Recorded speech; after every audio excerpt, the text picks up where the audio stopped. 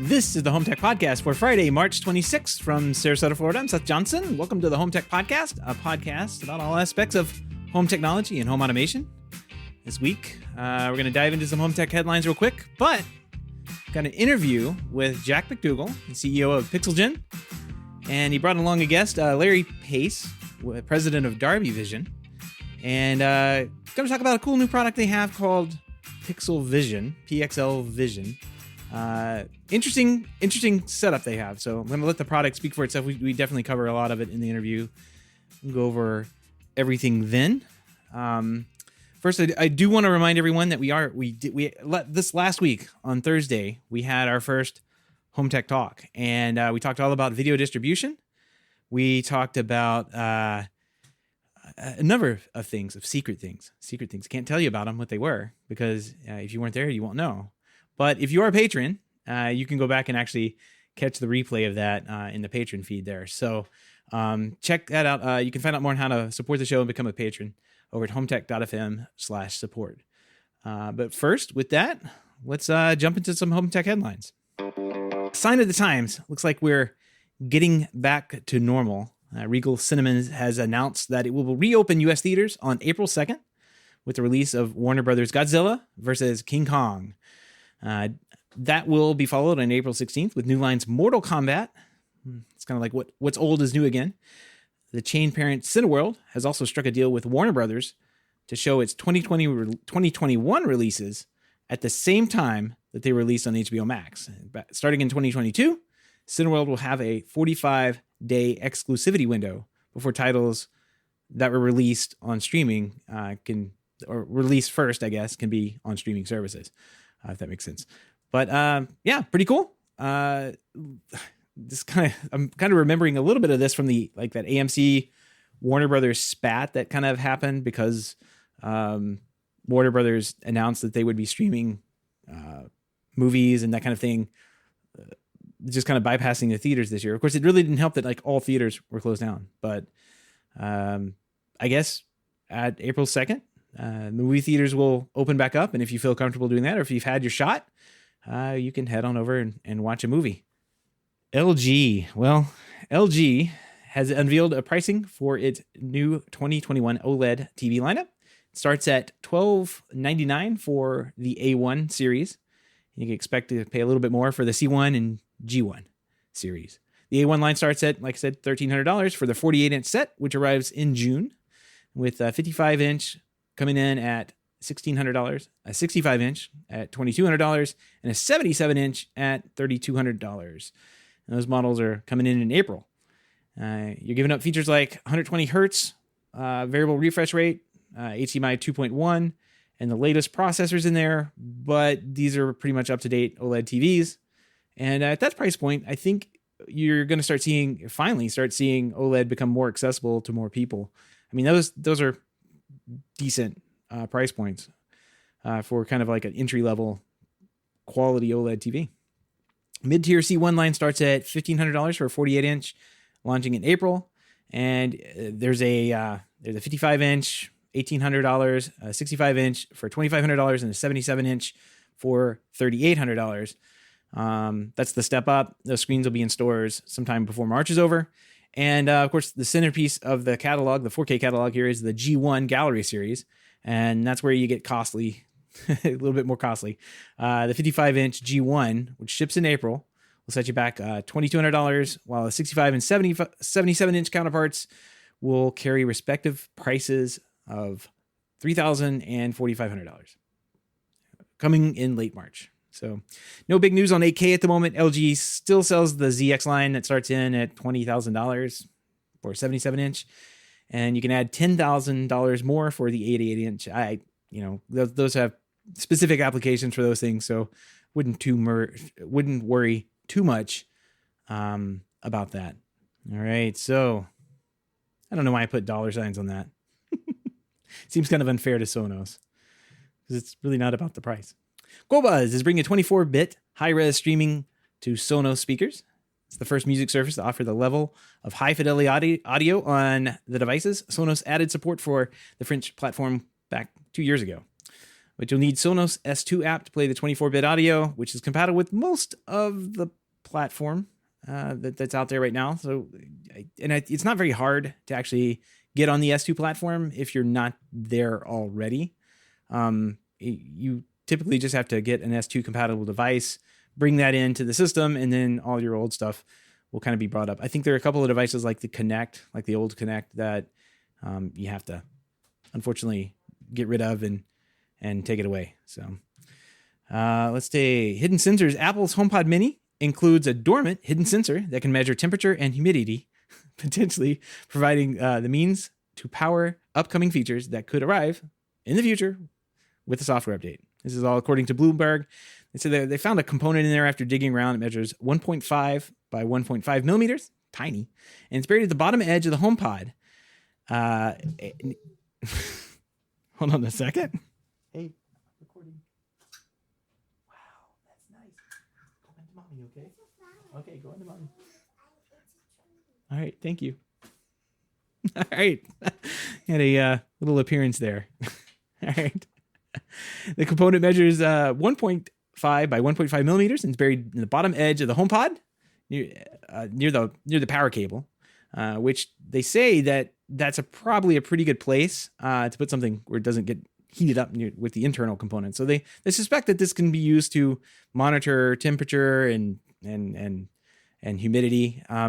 This could open up things for HomeKit. I don't know. This seems like something that they put in because they could, and maybe it did add a little bit of cost, but I don't know.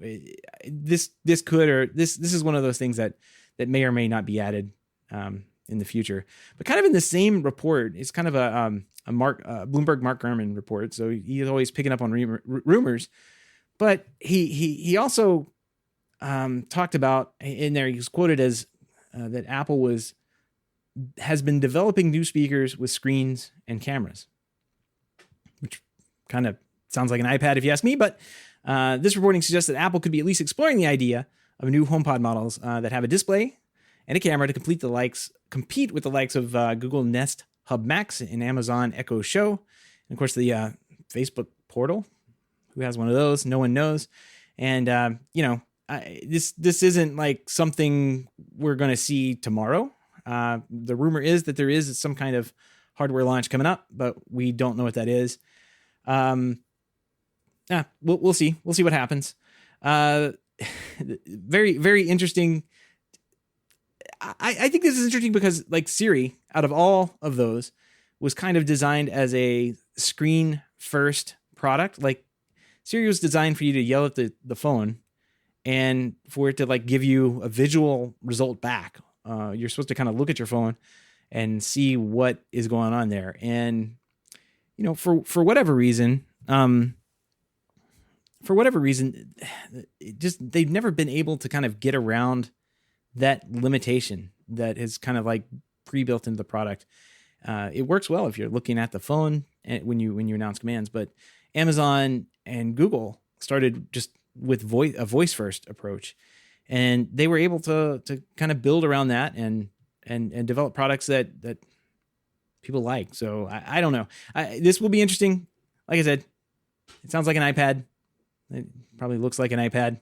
It might be a little bit cheaper. They get down in that $200 range, $150, $200 range, and slap a little like HomePod Mini underneath it.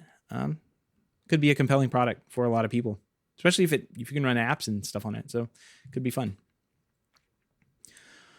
All the links and topics that we discussed tonight can be found on our show notes at HomeTech.fm/344.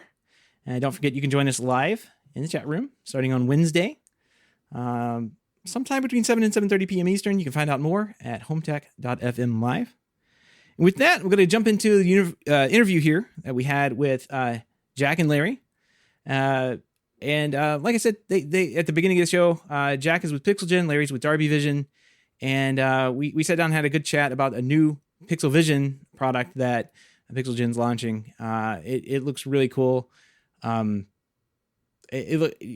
let's check it out. Let's jump right into the interview. Hey, Jack and Larry, welcome to the show. Hey, thanks for having us, Seth. Great to be here, Seth. So Jack, you're a veteran of home tech, and if people can go back and listen to our episode there, where we talked about PixelGen. But if they haven't and they don't have time to go back, let's just do a real quick recap of who you are and your background here in the industry, and a little bit about PixelGen. Great. Well, yeah, thanks again. And actually, this whole thing is really just about a new idea that I have. I'm really excited about PixelVision, but I had this idea about Zoom calls, Skype calls. Why don't we create a button declaring pants or no pants? I think that would take away a lot of awkwardness up front. I think it might just actually make me feel better that you're wearing pants. So that's just an idea I had. No promises. I can't. But yeah, it may or may not, right? Yeah. I'm really happy to be here and talk to you a little bit. And we go way back. You saw us in our very beginnings at PixelGen, and we've mostly been the interconnect guys, right? We're the guys, if you want to go, 5, 10, 15, 20 meters in a home theater, how to extend your cable, things like that. So that was really our origins, right? But along the way, we said to ourselves, what can we actually do with these pixels in a really creative way? We fought so hard for so many years to create an uncompressed video link. What if we could take those same pixels and do something extraordinary? Going from interconnect to the processing was just such a beautiful fit for our company. Things are strange as ever, obviously, for everybody. But we've found a very creative little niche to get our work done day to day, and then all of our engineers are in their own basements and bedrooms, and just kind of keep on going on, right? And doing the best we can. But yep. I'm extremely excited about this endeavor. The amount of love coming out from past Darby fanboys, which actually I would say I'm myself, we were talking earlier before we came on here about this is something you need to see. Right, this effect of Darby is something it needs to be seen. It's polarizing in many ways, but when people actually see this, it's something that they feel a comfort and a feeling of not disturbing, what they enjoy. So, that's a little bit about me and where I've come to, and I'm really excited about the next steps. And Larry, let's hear a little bit about who you are, who you're with, and where you come from. Yeah, thank you, Seth.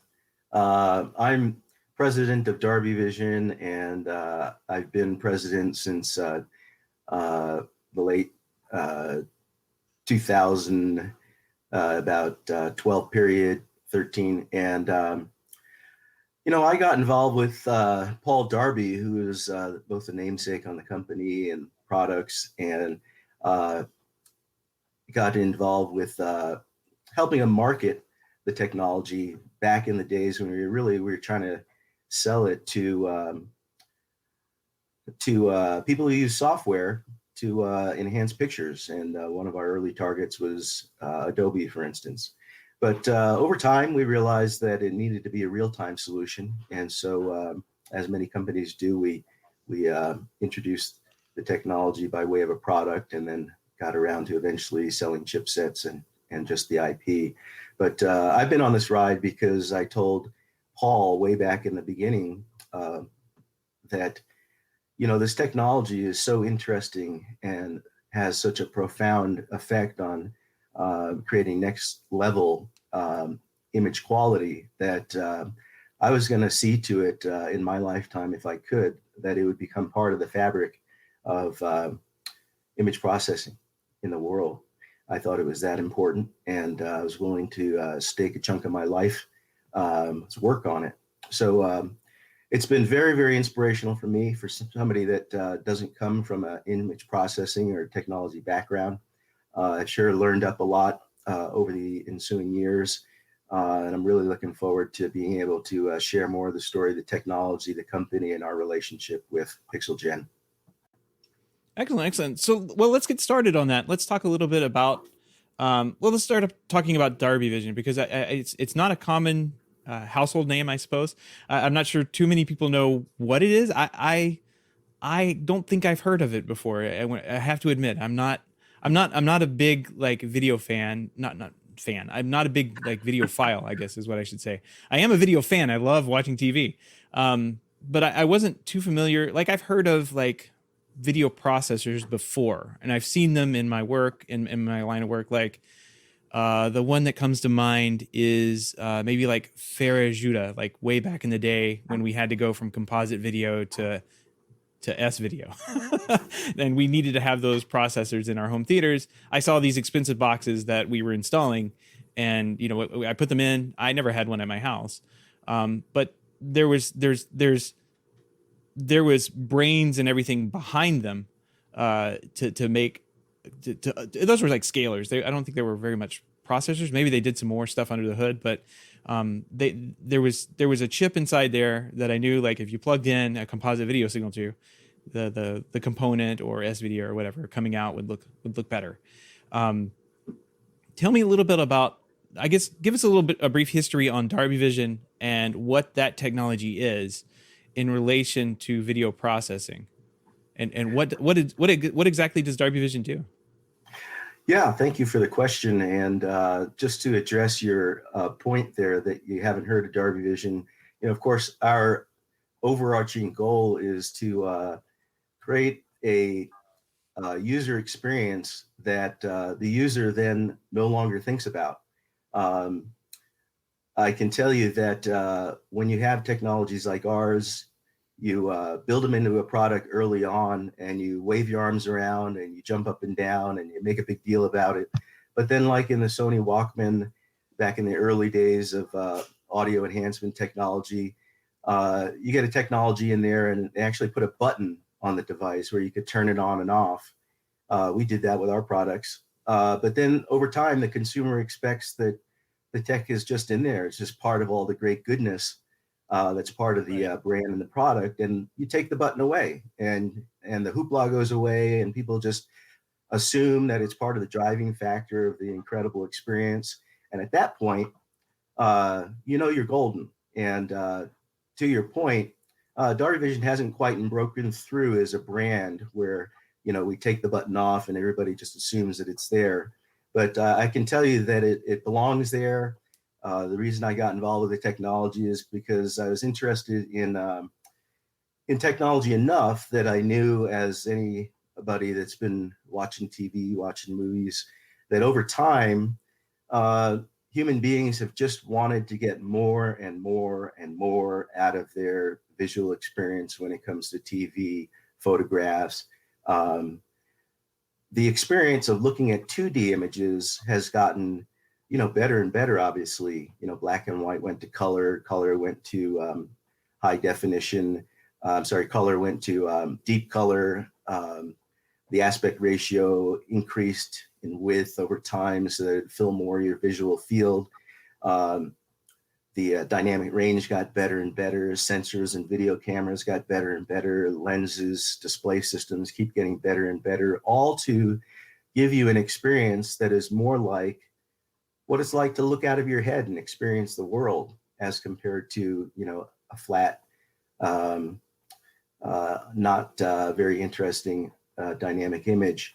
So technology like Darby Vision fits just perfectly into this ongoing quest that human beings have to make their images pop in a way that the realism really speaks to you, that, hey, this has got qualities of realism that really resonate with my visual system. The images don't look flat anymore. We've tried to push 3D to some degree. We're getting into higher pixel resolution formats. And the beautiful thing about Darby Visual Presence is that it rides on top of, or it rides along with, and is perfect harmony with all of these advances in image fidelity. And so on one hand, we say it's future-proof. On the other hand, we say it's harmonious. And we really look forward to this onward march of image quality being captured better and displayed better, because the better all that is, the better that Darby Visual Presence shows up. Right. One thing I did notice when I was looking through the examples that you have on the website, the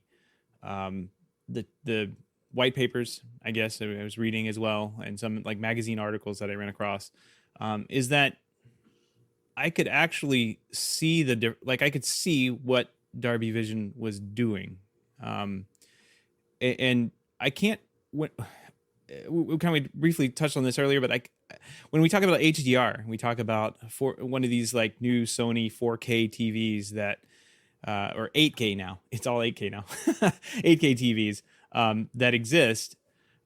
I can't see that. I can't show that off on a podcast for one thing, but I can't see that on my computer screen. I can't see that on my phone or my iPad.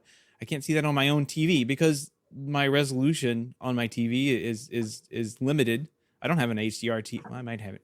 No, I don't have HDR TVs. I have 4K TV, but it's not HDR. Maybe you know, but you don't know it. Yeah. Yeah. But like, I have no chance of experiencing what they're showing off without standing in front of it. When I look at what Darby Vision is showing, I can see my mind can see, so I'm getting a little ahead of myself, but I can see what you guys are trying to do. And I read in your white paper, and it kind of stood out to me, is that you are just amplifying what the mind expects to see. And so what is happening there is that my brain picks up on those cues and says, oh, well, here is not lost information, but maybe enhanced information. And my brain probably just fills in the rest of it. It's like it's almost making you focus, do the natural focus that you were meant to do. That single lens on a set is not going to capture that depth. So of course there's and 3D I think is something that we should kind of not talk about. No, but we can skip that. yeah. However, there's something interesting. And by the way, Seth, I think if you go to our website, due to COVID, we created a virtual demo that you can try. You can actually, it's 1-for-1 pixel 4K that you can export to any panel projector. And that was a way of just saying, hey, if you want to get involved with this, have a look at this. This is exactly what you're going to see if you brought it in. Of course, it's only one still frame at this point. It's not going through your content or anything like that. But it gives you a chance to experience that and actually, grab onto that classic swipe image and, look at key parts of that image that make your eyes do that focus, make your eyes feel like there's something I'm actually looking at if I was to be there. There's nothing you're never going to get away from the fact you're not there, but there's definitely a sense of I'm in this environment. And that's, I think, why I'm so attracted to this. Yeah, in general.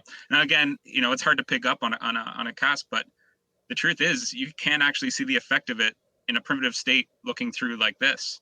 But if you were to export that and expand it, you could actually see the effects of this. And if you just notice at the bottom, the rocks versus the blue sky, you'd be hard pressed to find any disturbance at all, right? And that's something that you want. You don't want to see the mosquito noise, things that come with, processing to a level that there you go. Having some fun there. Nice. Yeah. yeah, we nerded out on that one a little bit. That's really cool. But that's really cool. It's really interesting, Seth, and I think this is actually a really cool point to mention it, is that Paul Darby, I actually never had a chance to meet Paul, and I would have met him back in, correct me if I'm wrong, Larry, but it would have been 2013 CEDIA. Yeah. He has an interview out there in January from CES where things were just starting to really fizzle with Darby. And he actually was doing these experiments 40 years prior. And he was very, his person really resonated with me because he admitted that this was not an invention. This was a discovery. It was something that he thought, what if you could somehow emulate the human visual model through something that's 2D? It's this weird conundrum. Like, of course you can't do that. But what he did is he actually set up this almost like a Johnny Five looking tripod structure with two camcorders, like human eye length apart, and started playing with video synthesis and stitching images together far before all the alphabet soup, right? Right. And then he just opened this up 30 years later and said, hey, we can actually put this in software. We can play with it, but the hardware wasn't there yet. And all of a sudden the hardware just lined up, 1080p hit. And he said, this is something that we could do. And that's right when I first saw it. So, I was at the CEDIA, you might be familiar with it. It's at the Unveiled event that they do the day before. Yep. Yeah. So that was a really intense day for me because that I was actually doing ODM work with my previous company for an international client. And we were, I love that show because it puts everybody at a level playing field. Everybody gets that little, 3-by-8-foot, table with the cheap tablecloth over it. And, they put their, the techiest person they can out front, just to kind of talk about what this is doing. And the press comes around, and I got very, very bored at the end of the day. And everyone was selling some type of like extender, or, it was just, at the time, it was just, everyone was just trying to find a way to extend cables. But I kind of serpentined around the show, and halfway through, I just saw this demo of that sweep at 1080p at the time. And I remember just having the sense of like, what is that? Like that is something different. I actually come from an image processing background. I used to do work on integrated circuits for image processing, and I hadn't seen anything like this before. It was brand new to me. And at first I thought, okay, is this real? Like, is this just them creating this weird demo where it just squashes the before and makes the after look incredible? But I spoke to their lead engineer for a while, and I quickly realized these guys have put in a lot of work to a really cool, unique idea. And it just blew me away. That's where I eventually met Larry. And then I learned the awful news about the founder passing away just the weekend before. And, there's always been I've always had this, 7-8 years later, I'm at a point where I can finally do this, where I can bring a team together to take on his legacy, to take it where he always saw it going. That's something that I'm very, very proud of. And, we're really excited to take on this army of followers that Larry has done such an incredible job bringing together over the years. We've worked together, but to get to this point, to see what you're seeing, it just gets better and better. The effect doesn't matter what the resolution, the color sampling. It doesn't matter what factor you throw at this. It's real time. It's incredible to watch. I prefer to watch it, and it's something that is in my home theater, which is just a multi-purpose room for all the kids. But it's something that is really important, and to actually work on it now is incredible, right? It's just incredible. So I just wanted to say that this has been a long time in the making, and this is a very, very exciting next step. But I think, once you view it for yourself, throw it up to a projector, I think you'll see that effect that really, really, caught me in the beginning. Yeah, and this seems like it's fairly easy to introduce into the video chain. I mean, let's talk about PixelVision here. Or is that how you say Sure. it? PixelVision. Okay, yeah. PixelVision. Yeah. Dare you say PXLVISION? Let's talk about that a little bit. It looks like it's pretty easy to introduce into the signal chain, where you HDMI in, HDMI out is what I'm seeing. That's right. You just plug it in between, and it looks like there's a couple of like a level, like, what this reminds me of. Are you either one of you guys mess with photography or Photoshop or anything like that? Dabbled, yeah. Dabbled, a bit. So there's a slider that I love to kind of toy with on my photos called Clarity on Lightroom and Photoshop, and you can crank it and it gets offensive, but just in the most minute amounts, it really makes it does this. It makes your photos pop more than you think, and I think it does more than what I mean. Like I said, it can get offensive pretty quickly. This looks so much more subtle and easy on the eyes than Clarity does. But it's happening, I guess, in real time too. Like this is happening for a 4K or 1080p signal in real time, which is really cool. Yeah. There's a couple of things that go into that, and you touch on a really good point. One, or several points actually, how comfortable it is to look at, and just to very briefly go into what we're doing, and we're doing it in real time, which was, as Jack kind of mentioned, it took a lot of hard work in software engineering and image process IP development space, that in real time, we can compute what the image would look like from two other directions besides the direction that the photo was taken from or the video was captured from. And then we look at difference information, just like your eyes and brain would analyze the difference between what your right eye and your left eye sees. We use that difference information to modulate the information of the brightness and dimness of each pixel.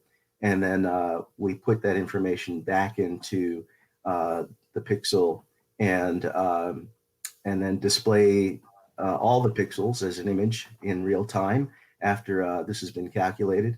And it's comfortable, we feel, because it's so akin to how perhaps how your brain actually processes what you see out of two eyes. And so trying to replicate how the human visual system works, to be able to put that information into a single frame rather than having to, present dual frames so that each eye sees a different image, is, these 3D formats that haven't worked, is so efficient and so elegant that it's super comfortable. It's super natural feeling. As you know, you can dial it up or dial it down, but unquestionably, when people see the before and after, it just totally resonates with how you see and what you feel inside your brain and experience as being a super real experience. And to your point, you don't need to upgrade the display technology in order to be able to see the benefit. It works on legacy gear. It works for printed material. You can see it in magazines, even in low resolution newspaper photograph presentation. The enhancement is obvious. Yeah, and so I was also curious. When we say real time, I mean, how many is there any kind of delay for the processing, like in milliseconds? Like there has to be some type of small delay, but like how Sure. close are we talking? Yeah, obviously gamers and people who want high performance out of their visuals, they don't want to They turn tolerate. all that stuff out. They turn Yeah, everything I don't off want anyway. any delay at all. Those guys So are crazy. it would be very wrong for us to say there's zero delay, but the amount of delay, because these chips are so powerful, the horsepower allows us to get a pixel across the processing in the circuit in about 200 to 300 microseconds. Oh wow. So microsecond is uh, so much smaller than a millisecond, that this standard of it's got to be under 18 milliseconds or 20 or whatever gamers have called out for. Developers have said that there's a threshold for latency that you can see. You got to be below 18 or 15 or 10 or something. We're at microseconds, so there's no way you can see it with your visual system. So this is something that if you weren't one of those crazy gamer people, you probably could use in your games to actually enhance the picture and make it look a little bit better. Lots of people do. They love it. Gamers love it. Yeah. Interesting. Yeah, and Seth, to get back to the actual device, I mean, we're using a part from Intel that we're introducing something here with the processing that does take quite a bit of muscle, like Larry mentioned. And back in the HD days, going up to the 6-7 gig of sorry to get back into all my terms for extension, but the kind of bandwidth that you need to run and process back then was far easier. And what we're doing now is really cutting edge, and we're pioneering that a real-time link to make sure that you can have those applications still work and for them to be optimized the way you would expect from a gaming perspective. If you're going to make the gaming market happy, you're pretty much making everybody happy at that point. And our inboxes are a lot emptier, right? So that's great. But even to allude to something that Larry mentioned about the fine-tuning the experience, this is something that over 100 steps of Darby that you can actually apply to this. So like you could take something at let's say running at say 30% of its capacity. Some people might be the gateway to where they enjoy it. Whereas some people in certain environments might just say, hey, I bought this economy projector. I'm actually happy with it. I got a good price. But now I want to take this to the next level and see if I can get something out of it. Then you can go to like a full pop is what they call it, right? So that's the classic term that Darby products have historically worked with to work with that. But yeah, it's something that I like mine around 45, 50. That's kind of where I like mine. Of course, we'll just fine tune the product so I'm happy. That's all that matters, right? It's as long as I'm happy, no one else matters. I'm just joking. But you make something that makes you feel comfortable, and it gives the end user that ability to say, hey, this is what works for me. So yeah, you got a shot of it up there. It's kind of first look at it there. So yeah, I was looking at before we started the show, I was looking at the level Darby level that you have on there, and it looks like there's IR, an IR remote control and an iOS and Android app. That's right. Yeah. What do those do? Right. So we're trying to control this basically with every way possible, short of like motion sensing. Everything we can. So every level of controlling this you could work with. So the tactile buttons, some people like to play with this on the fly. They, the extra step of open up an app or just grabbing your remote, just go up and up, down. We figured that this was something that is very powerful, and it's what it applies. So why not take the one independent function that's the easiest and apply it? So, classic buttons, IR, right? We need to have that there. So just controlling your OSD, which runs over top of the video, but also, like you mentioned, the iOS Android app as well. I mean, that's going to open up a lot of things. That's something that we're very excited about launching with the product, with the hardware. There's always possibilities of some of the really exciting features being added on as we go, but it allows us to open up that. So with this Intel real-time processor, we're able to take all information out of the signal. So we can dabble in, status of registers like your resolution, the frame rate, the subchroma sampling. This can be as simple as a consumer-based product where you enjoy it, or it can be all the way up to something that is very, gives you the knobs for something highly professional to work with. And we feel like this app is so slick, and what we're seeing so far is that it could actually switch, what you want to use for this, because it's such a simple, little sliders for the effect, presets that you can add. We have, if you notice, there's a little LED on the right there called Auto DVP. And the idea behind that is just a dynamic way of setting Darby based on resolution. So if you like Darby at 1080p a certain way versus 4K at a different way, you can apply that, and it'll give you that status to say, hey, I'm happy with that, because a lot of the purists out there don't want to go back and reset. It just follows that dynamic resolution that you're working with, and will apply it effectively.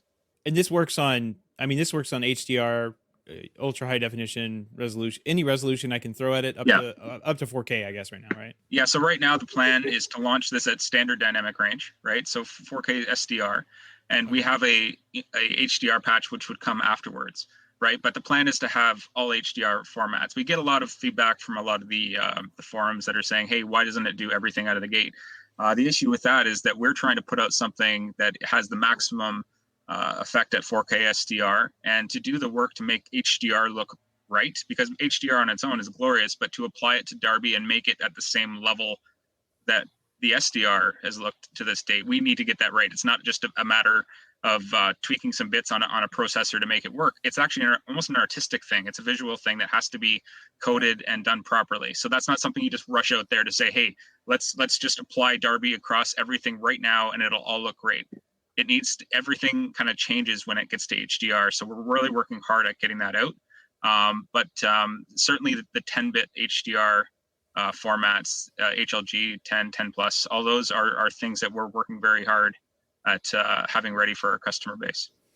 Yeah, and when I hear people talking about TVs, I don't think there was a very noticeable switch between 1080p and 4K.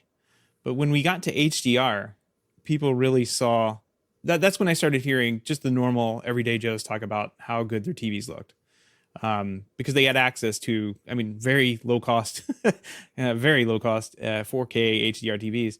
This seems like, in my case, where I have my SDR 4K TV, I'm pretty sure it's SDR. I don't know. Maybe I got the wrong input hooked up onto it, but I could take this, plug it in, and actually get a decent picture out of it. Day one. This sounds like a great opportunity just to kind of like plug these boxes in and have them behind any TV that where you would care about having a good video picture that just popped off the screen. Yeah. And just to add to that, Seth, the main application for this that we're seeing the feedback is that this is going, people want to put this on display. There's an interesting wave of support happening here where Darby purists, so either if they've used the Oppo 103D back in the day, or if they have had a HD Optima projector, because these were all embedded solutions at the time. They were built into. Yeah, and they were willing to pay a premium for that effect, right, when they were buying their Blu-ray players. At the classic Darby products, they were, 5-10 years ago, they were building the hardware themselves, but now they've turned into more of an IP delivery. And we're taking the hardware approach because, I'm the hardware nerd and they're taking the IP. It was a perfect marriage. But now we're at a point where you could put this thing anywhere, but we do like the idea of it being out front. We feel like it's something that certainly enthusiasts love. It's meant to sit anywhere. If you want to hide it away, you could put it at the front of an AV cabinet. Certainly a rack. There are solutions for racking anything these days. You could wrap a puppy to a rack. It doesn't matter what it is. It's all good.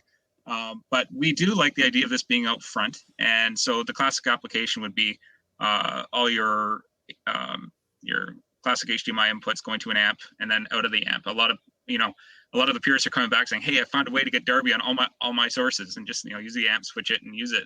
But that's fine. I mean, you're taking a function of a switcher to PXLVISION and place it where you want. So we can be anywhere in that single link. It can be right out of the amp. It can be right before the display. If you really want to put it onto the input of the amp because you want to buy 8 PXLVISIONs, that's great.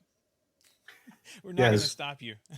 No one's going to stop you. No, of course. A lot of really, really great applications. And Jack touched on the idea that, people are using computer monitors, people are using projectors.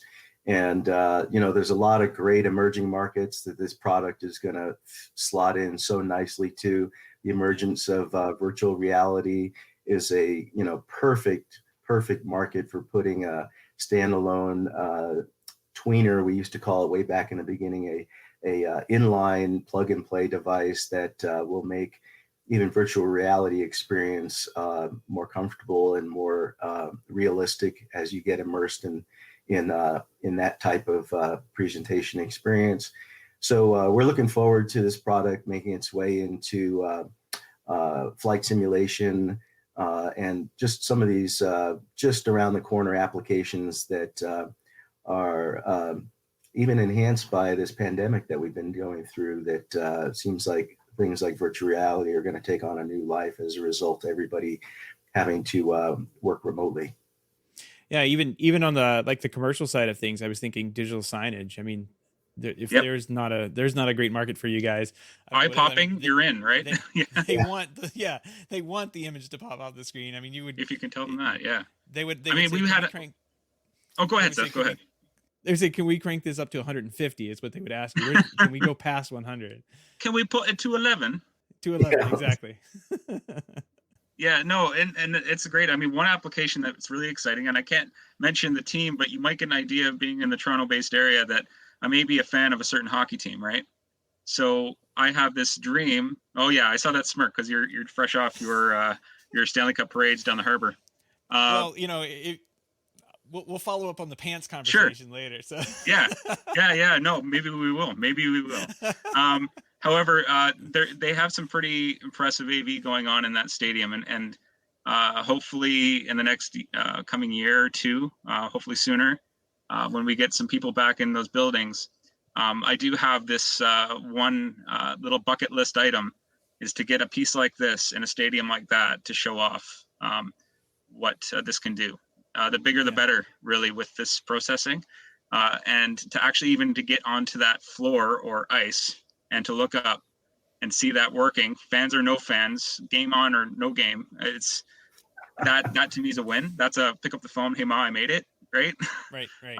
And that's something that's definitely something we would love to get involved with, is to get this into areas that could really value it, to see a replay, to see something that happened in a game before, all these things that are happening. And even like esports, you look at esports is like one of the craziest things that I never, 5 years ago, I wouldn't have thought that this is turning into like a, the 5th or 6th sport, but it's turning into these stadium filling, amplified by the current events, and just doing, there's leagues, this product really lends itself well for all the pieces you need for that. The reaction time, maybe it gives an edge to one guy. Hey, it's like a NASCAR that has a certain type of tire. Hey, do you got a PXLVISION here?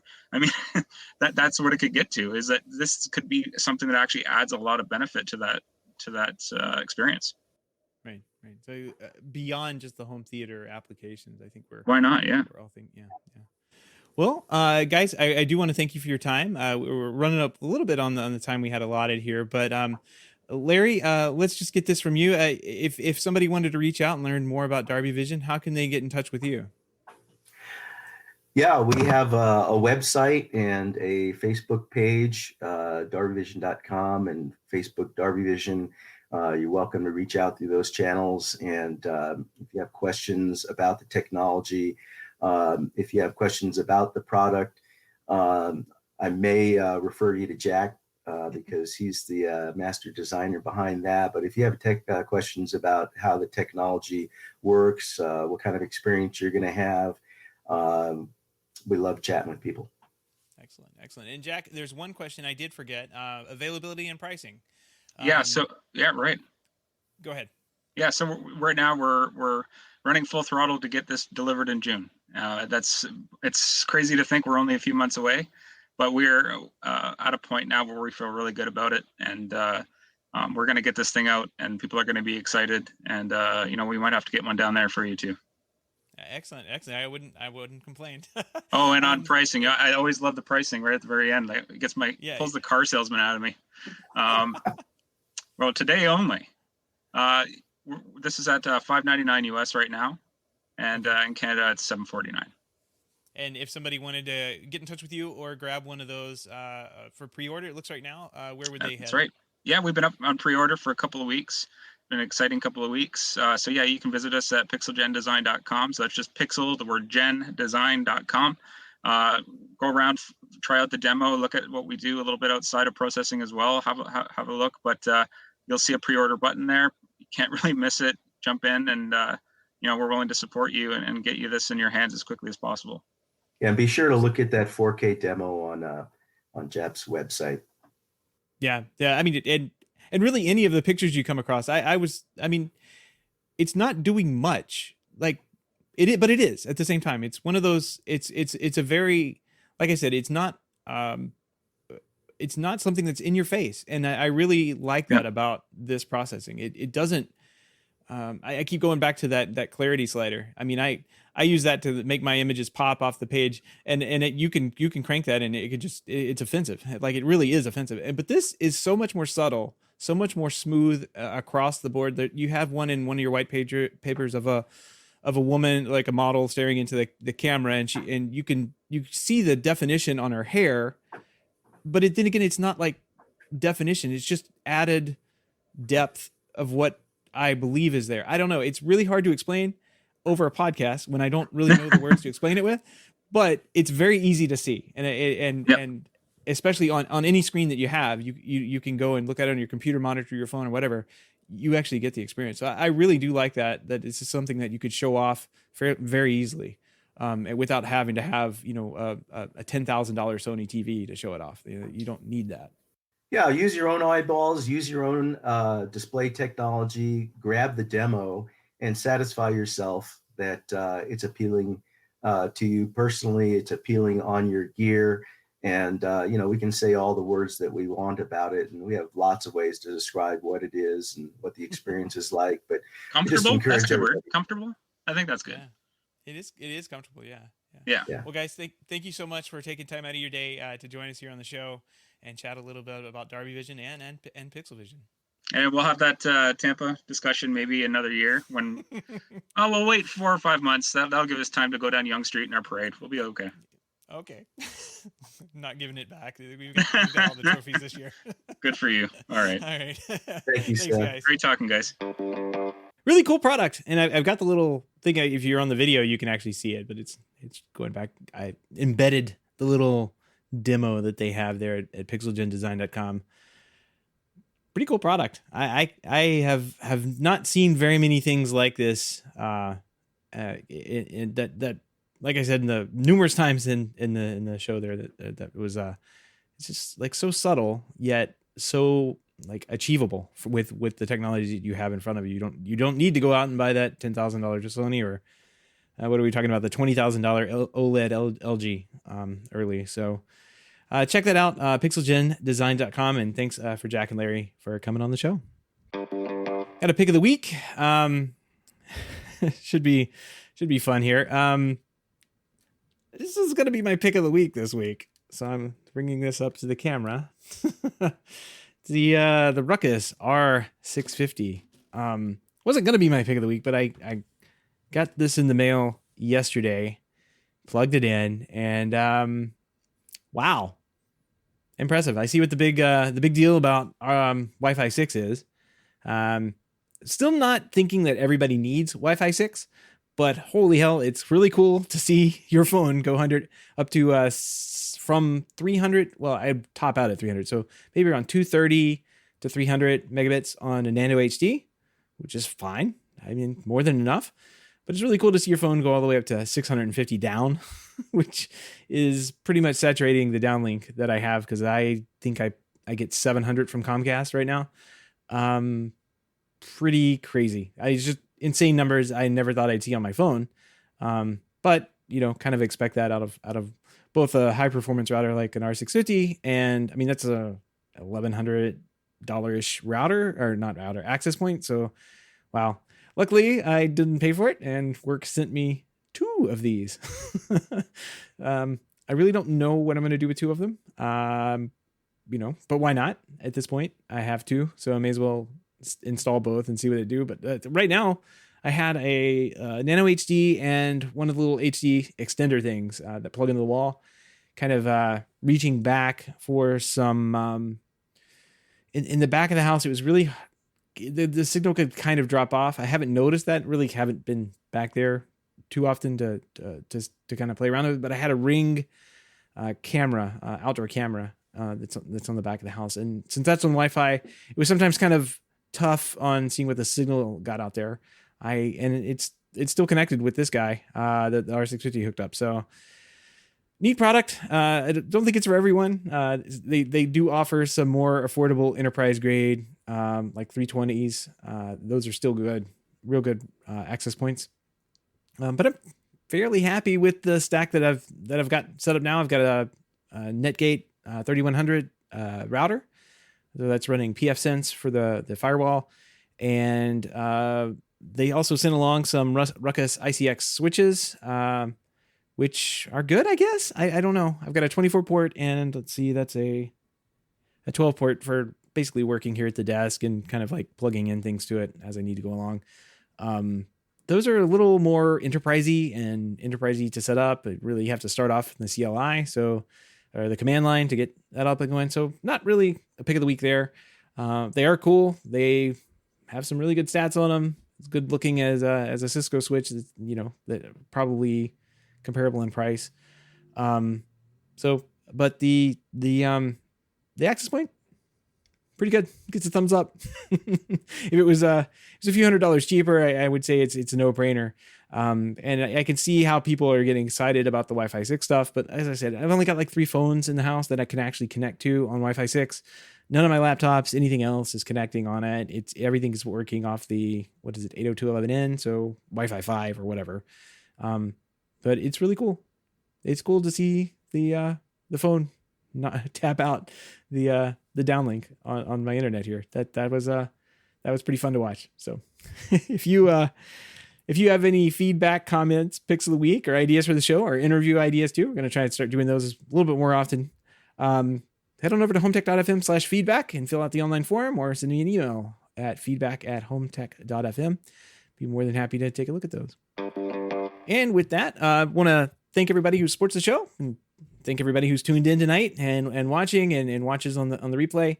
But I especially want to thank those who are able to financially support the show through our Patreon page. If you don't know about the Patreon page, head on over to HomeTech.fm/support, where you can find out more how to support HomeTech for as little as $1 a month. That's all it takes to get you invited to the private Slack chat, the hub. That's an automatic process. So as soon as it processes and Patreon tells us, then it kind of there's robots set up and take care of that, and they get you invited. And then it also gets you into these HomeTech talks. So if you missed the one last week, and if you're listening to this on the podcast, you probably missed the one for tomorrow, because it'll be on Thursday and the podcast comes out on Friday. Check that out. It was a lot of fun. Like I said, we're going to be talking about home theaters.